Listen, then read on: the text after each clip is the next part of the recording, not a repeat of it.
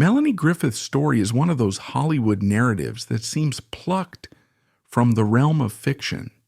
Imagine a little girl growing up in a household where her mother was an Alfred Hitchcock muse, and where the world of cinema, red carpets, and bright studio lights felt like the backdrop of everyday life.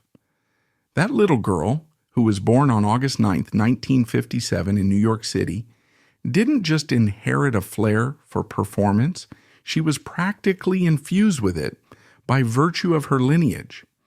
Tippi Hedren, the iconic actress who starred in Hitchcock's The Birds and Marnie, was her mother. That alone would be enough to intrigue many people. But Melanie's life went far beyond lineage. She carved out her own path, became a star in her own right, married leading men and legends, gave birth to new Hollywood royalty, and managed to survive more plot twists than a vintage film noir. From the moment Melanie was born, it seemed as if the whole world was waiting for her to step into the limelight, whether she wanted to or not. Being raised in a showbiz family meant that she was inevitably introduced to movie sets, the hustle of Hollywood, and the swirl of fame from an early age. Some might assume this is a simple recipe for a privileged life. And sure, Melanie did experience the glamour of the industry, but behind the scenes, her journey was far more complicated. Challenges like balancing a personal identity with her mother's towering reputation, stepping away from familial expectations, and eventually finding her own acting style were all part of this narrative. A star with a family legacy has plenty of benefits in Hollywood, but it also comes with baggage, scrutiny, and even assumptions that maybe she didn't earn her place. Through it all, Melanie's determination and inherent talent proved that her success was far from a mere inheritance. If you traveled back to the early 1960s and peeked at Melanie's childhood, you might see her trailing after Tippi Hedren on film sets, absorbing the art of movie making almost by osmosis. Although she was born in New York City, she spent a good chunk of her formative years in Los Angeles, the epicenter of the film industry. Between the glitz of events and the everyday routine of being the daughter of a famous actress, Melanie discovered she loved being in front of the camera. That said, she also learned early on about the grind, the seemingly endless auditions, the hustle that never sleeps. It would take more than just big Hollywood names in her family to propel her forward. She was going to have to earn her stripes, and indeed that's exactly what she set out to do when she started acting seriously in her late teens. By 1975, Melanie was just 17 or 18, eager and fresh-faced, itching for a chance to break in. She landed a role in Night Moves, which allowed her to share the screen with Gene Hackman. Even though she was young, her presence on camera drew praise. Critics spotted that blend of vulnerability, earnestness, and a certain intangible spark that often signals future stardom. And with the momentum from Night Moves, Melanie was off. Roles started popping up, and she found that her taste in scripts leaned toward the daring. By the early 1980s, she was primed for a breakthrough.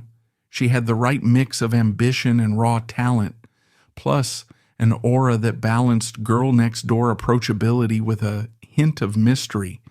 That early milestone in her career was Body Double in 1984, directed by Brian De Palma, a filmmaker known for his stylish, suspense-driven projects. This was no lightweight cameo. She took on a central role that demanded a lot of courage and a willingness to embrace the film's provocative elements. Melanie's portrayal was a revelation, both for viewers and critics. She effectively conveyed depth in a genre that can sometimes flatten female characters into mere archetypes.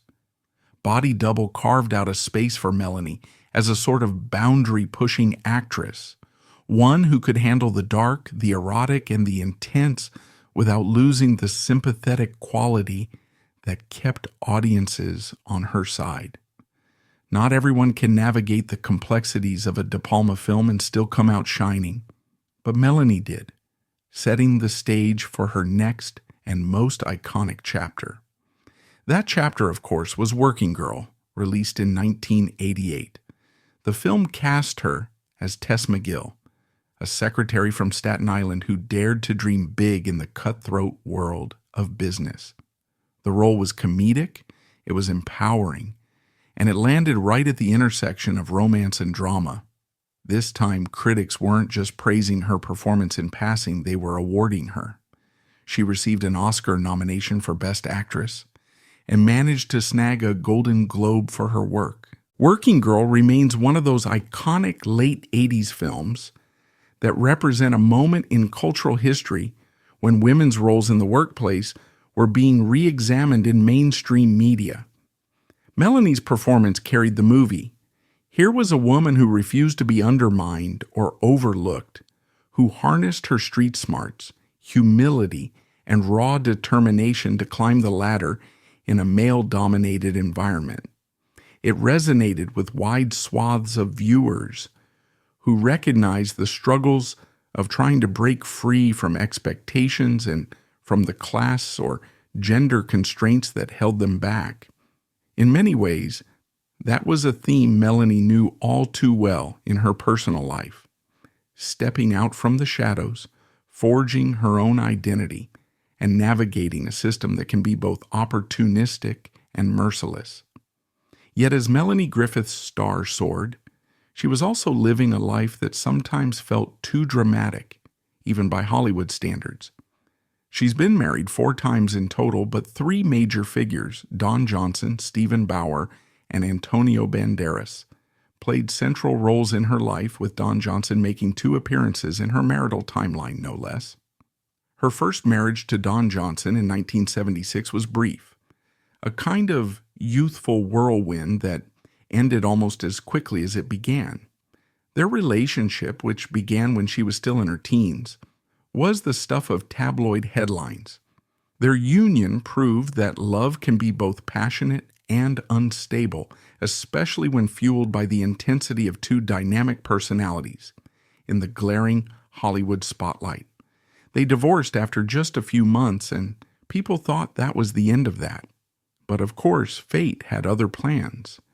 The saga of Melanie and Don wasn't over yet. Meanwhile, another important name entered her story, Stephen Bauer. The Cuban-born actor gained fame through various film and TV roles, including Scarface, and for a time he and Melanie formed a couple that felt refreshing. There was a sense of normalcy in their bond, at least as far as celebrity relationships go. They tied the knot, and from that marriage came Alexander Bauer, Melanie's first son. With Alexander, she stepped into a new role, that of a mother, which brought a dimension of responsibility that can profoundly change a person, especially in Tinseltown, where self-interest often reigns supreme. Yet, while the marriage produced a beloved son, it wasn't destined to last forever. By the late 1980s, Melanie was again at a romantic crossroad, and she eventually found herself returning to Don Johnson. Yes, the same Don Johnson from before. The public was startled, but also strangely intrigued. Could they make it work the second time around? This second marriage to Don Johnson in 1989 sparked a wave of fascination. Suddenly, they were the it couple again, with paparazzi following their every move.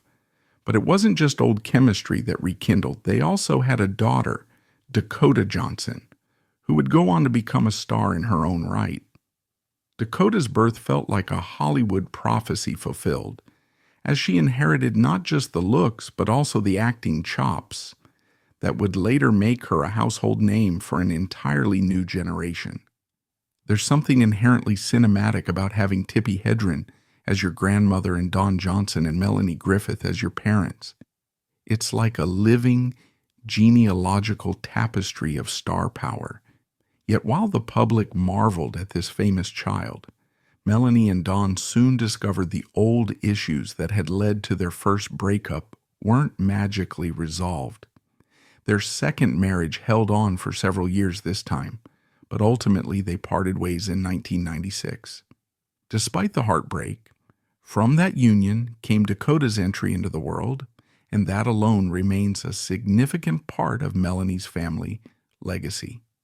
During the same year that she divorced Don Johnson for the second time, Melanie's life took yet another sensational turn when she married Antonio Banderas. If you were to imagine an actor whose charisma could match Melanie's fiery spirit, you'd be hard-pressed to find someone more suitable than Banderas, the Spanish star who captivated audiences around the world. Their marriage began with a flourish of paparazzi flashbulbs. It was a union that seemed to embody romance, passion, and cross-cultural fusion. Together, they had Stella Banderas, Melanie's youngest child. For nearly 2 decades, this marriage was a staple in Hollywood, widely admired for having outlasted many other celebrity unions of the era. They appeared on red carpets hand in hand, exuding warmth, presenting a blended family that included Melanie's older children and Antonio's stepchildren. For a while it seemed that they had discovered the secret formula for a Hollywood marriage that could beat the odds. But reality eventually intervened again, and in 2015, they ended their marriage, albeit on amicable terms. They remain on good terms to this day, often speaking warmly about their shared years and about co-parenting Stella. Family is never just about spouses, though. Melanie's life is entwined with her famous mother, Tippi Hedren, who gave Melanie more than just a genetic predisposition for showbiz. Tippi was also Melanie's earliest teacher in both life and career. Though teacher might not fully capture it, Tippi's presence in Melanie's life reverberates in the devotion they share for causes like animal welfare and humanitarian work. Tippi famously has a big cat preserve, and Melanie has often supported her mother's efforts. They appear together in interviews and documentaries, discussing old Hollywood, life lessons, and the complexities of forging your own path. It's easy to view Tippi as a looming shadow over Melanie's career, but that's not quite right. Melanie has spoken fondly about how her mother inspired her to remain resilient, to maintain her kindness in an industry that can be cruel, and to never forget that success is only one piece of life's grand puzzle. Melanie's children form an intriguing mosaic of the next generation of Hollywood. We have Dakota Johnson, now best known for roles in the 50 Shades franchise and numerous independent films, carving out a place as an actress with a very different style from her mother's. Instead of the effervescent comedic roles or glamorous thrillers that Melanie often took, Dakota has tried her hand at everything from steamy romance to quirky indie projects, establishing her own brand of stardom. Then there's Alexander Bauer, whose life remains lower profile. The children of stars often grapple with the question, do I join the family business, or do I quietly pursue another passion? Alexander hasn't made headlines in the same way Dakota has, showing that each child navigates this legacy in their own manner. Meanwhile, Stella Banderas, the youngest, has also been somewhat elusive in the public eye, occasionally stepping out for events with her father or mother, but generally keeping a lower-key presence than Dakota. Despite the different levels of fame, you can sense a shared closeness among them all, fostered in no small part by Melanie's attentive care and her focus on ensuring that her children felt loved in the chaos of Hollywood. While all these relationships and family sagas can make Melanie's life sound like one ongoing romantic drama, that's hardly the full story. She's also been open about her struggles with substance abuse. At the height of her fame, sometime after Working Girl during her rising star period, Melanie found herself wrestling with addiction to alcohol and drugs. It reached a point where it threatened not just her career, but her life. Hollywood is strewn with cautionary tales of actors and actresses who never managed to break free from their dependencies. Melanie, however, sought professional help multiple times and has spoken candidly in interviews about checking into rehab, hitting rock bottom and rebuilding her life from that point. This vulnerability has endeared her to many fans who appreciate that behind the red carpets and the glamorous magazine covers, there was a real human being grappling with painful issues. She credits her family, especially her children, and her friends for giving her the unwavering support she needed to face her demons.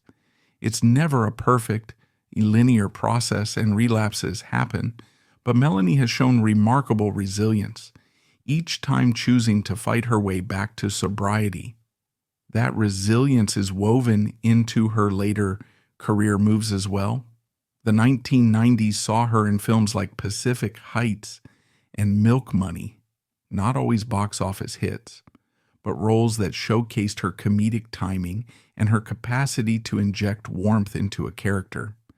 During the 2000s, Melanie pivoted somewhat, taking on smaller roles, often in independent films or TV projects such as RKO 281 or The Night We Called It a Day. In these later projects, we see a certain seasoned ease in her acting. She wasn't the wide-eyed up-and-comer trying to prove herself anymore, nor was she the unstoppable comedic star headlining studio hits. Instead, she was a veteran who could appear in more intimate roles, demonstrating a willingness to explore nuances in characters that might have been passed over in her earlier, glitzier days. Around that same time, she also ventured into television, cameoing in series and occasionally popping up in made-for-TV films. One of the appealing things about Melanie is that she never seemed too proud to pursue smaller or different kinds of projects. While some big stars shy away from anything that doesn't come with top billing and massive budgets, Melanie embraced the chance to collaborate on more personal or artistically driven stories. It was another step in her evolution, less about chasing stardom, more about expressing herself through the craft. It's part of what makes her an enduring figure, that willingness to adapt, to recognize shifting trends in Hollywood, and to keep forging onward. By the 2010s and 2020s, Melanie had mostly stepped back from mainstream blockbusters. She still appears in films and sometimes in talk shows or interviews, but her screen time is carefully chosen. She places a heavy focus on her family and philanthropic causes. She's become something of an industry elder stateswoman, even if she'd laugh at that term, continuing to support her children, especially Dakota, as they navigate their own high-profile careers. When you spot Melanie at a red carpet event these days, you might see her beaming as Dakota promotes a new movie, or she might be standing next to Tippi Hedren at an awards ceremony honoring Tippi's contributions to cinema. In these appearances, there's a definite sense of a family legacy, 3 generations of women who have each played a part in shaping how Hollywood sees and treats actresses. The conversation inevitably shifts to their shared DNA, the looks, the talent, the strong will, the comedic flair, and perhaps even the intangible spark that captures an audience's attention. Of course, the tabloids can't help but keep an eye on Melanie. They track her rumored romances, her appearances, and any sign of personal struggles.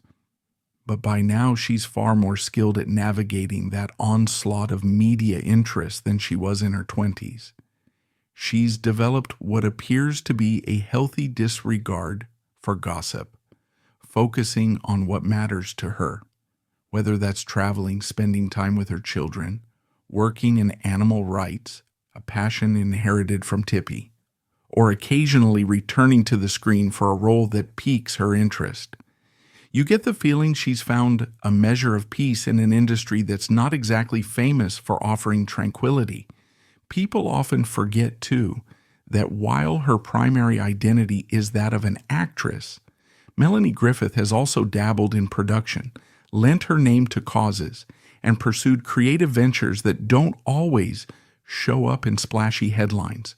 She's known for championing younger talents and maintaining a network of long-standing friendships in Hollywood circles.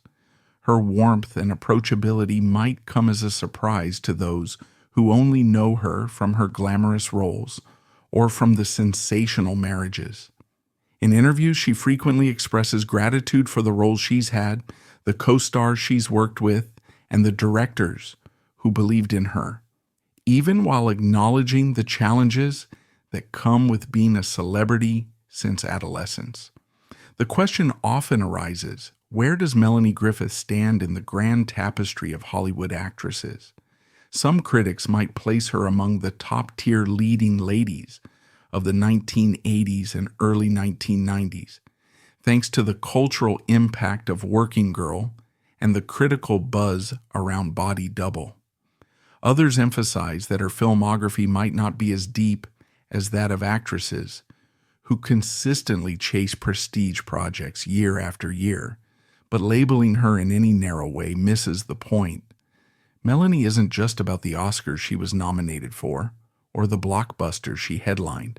She's about transitions, reinventions, personal battles, and perseverance. She epitomizes a performer who's been in the public eye for decades, has weathered storms that sink many careers, and has still emerged with a sense of humor and a zest for life intact. Even her sense of style, a mix of casual California ease with flashes of old Hollywood glamour, reflects that duality. Over the years, she's been a paparazzi favorite, from stepping out in edgy ensembles to strolling red carpets in elegant gowns. And while critics might have had a field day occasionally judging her looks or personal decisions, her fans have always appreciated the authenticity she exudes. She's that actress who can banter with hosts on late-night TV or talk show panels, openly discuss her experiences, and still maintain a certain mystique when she wants to. Melanie's personal battles, notably her struggles with addiction, have led her to become an unofficial spokesperson for recovery in Hollywood. She's used her platform to talk about the importance of seeking help and has expressed empathy for those ensnared by addiction. As the entertainment industry reckons more publicly with mental health and substance abuse, Melanie's candor stands as one of the earlier examples of an actress acknowledging her demons without letting them define her. In many ways, this was a precursor to the more open conversations we see today, where stars are increasingly willing to talk about therapy, rehab, and the process of rebuilding one's life. The question people often pose is, what's next for Melanie Griffith? While she might not be headlining a summer blockbuster or vying for an Oscar campaign in this moment, she remains active, occasionally popping up in new roles that catch her fancy, cameo appearances, or guest spots on television. She might also produce, write, or find yet another outlet for her creativity. If Hollywood has taught us anything, it's that comebacks happen, and Melanie, with her unpredictable life story, might just surprise us again with another transformative performance, comedic turn, or personal project that reignites mainstream interest. She's made it clear that she loves acting. She just doesn't necessarily need the mania of big-budget sets to validate her career. There's something refreshing about a performer who has reached a point in life where the hustle is a choice, not a desperate necessity. When she does appear on screen, it's often met with nostalgia-tinged admiration by fans who remember her from the working girl days, and by a younger audience intrigued by the fact that she's Dakota Johnson's mom. It's a testament to that multi-generational appeal. The mother-daughter dynamic between Melanie and Dakota has in recent years become a soft focus of tabloids and interviews. Dakota, having soared to fame with 50 Shades of Grey, and subsequently earning respect through a range of diverse film roles, underscores the cyclical nature of Hollywood families. From Tippi Hedren as a Hitchcock muse, to Melanie ascending in the 1980s, to Dakota making her own mark, this lineage is as enthralling as any big-screen saga. Moreover, Melanie's experience stands as a lesson for younger actresses. No matter how chaotic or challenging your personal life becomes, there can be space for resilience and reinvention. She experienced an early start, big fame, public marriages and divorces, addiction, motherhood, and an evolving Hollywood landscape that can be fickle about female actresses once they reach a certain age. In spite of it all, she remains relevant, still garnering interest, and capable of shining on screen whenever she chooses. The industry has changed since she first stepped into it. Social media is now a dominant force. Traditional stardom has shifted, and the roles for women over 40 have arguably broadened with new platforms seeking complex female narratives. If Melanie decides to fully re-emerge, the opportunities might be riper than ever for an actress with her pedigree and experience. Fans often remark that the luminous energy she displayed in her younger days has softened into a calm grace. She carries with her both the scars and the wisdom from her life events. Interviewers have noted that she's rarely guarded or closed off about her past. She'll openly talk about Dakota Johnson or Antonio Banderas or the complexities of stardom. And in the next breath, she might segue into a proud anecdote about Dakota or Stella, or even mention how Alexander is doing in his world. And now the question goes to you. Which of Melanie Griffith's roles do you love most? Is it her ambitious and charming turn as Tess McGill? Her brazen, edgy performance in Body Double? Or maybe one of her later, quieter projects that reflect her maturity as both an actress and a human being? Let us know, because that's the magic of cinema. We each bring our own perspectives, our own emotional baggage, our own dreams and fears, and we find bits of ourselves in the characters we see on screen. Melanie Griffith has given us plenty to ponder and enjoy over the years. May her evolving journey continue to inspire not just cinematic conversation, but a broader appreciation for resilience, transformation, and the sheer will to keep going despite life's curveballs. And next time you see Melanie Griffith on a red carpet, or in a cameo, or simply in an old rerun, remember that behind that famous smile is a tapestry of experiences more layered and complex than 1,000 Hollywood scripts could ever capture.